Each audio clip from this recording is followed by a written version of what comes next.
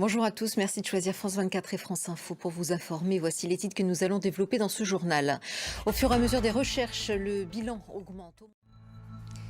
Le bilan des inondations au Texas s'alourdit d'heure en heure. Il fait état à présent d'au moins 43 victimes, dont 15 enfants, 27 fillettes qui participaient à un camp d'été sur les rives du fleuve Guadalupe sont toujours portées disparues.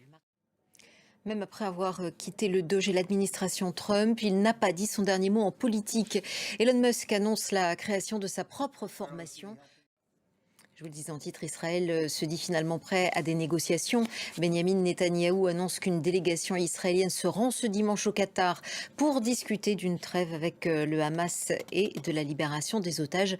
Une perspective de cessez-le-feu qui donne de l'espoir aux Gazaouis après 21 mois de guerre. Thibaut Francesca.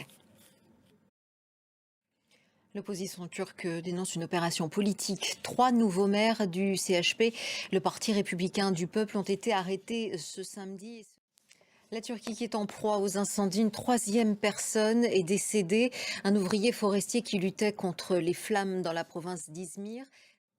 Ce samedi était le grand jour pour tous ceux qui voulaient tester la baignade dans la Seine à Paris, une baignade interdite depuis 102 ans. Et vous allez le voir, les Parisiens étaient nombreux au rendez-vous. Le récit d'Élise Gallet-Sono.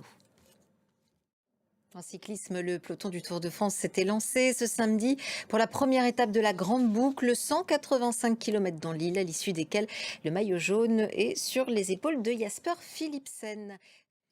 La deuxième étape du Tour de France mènera ce dimanche les coureurs entre le Windplank et Boulogne-sur-Mer sur 209 km.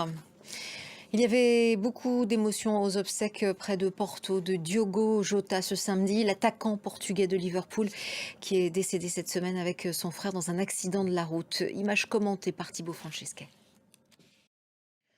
Et puis ces images pour refermer ce journal, c'était ce samedi soir à Birmingham en Angleterre, le dernier tour de scène de Black Sabbath et de son leader Ozzy Osbourne. Voilà, c'est la fin de ce journal, on se retrouve dans 15 minutes pour une nouvelle édition.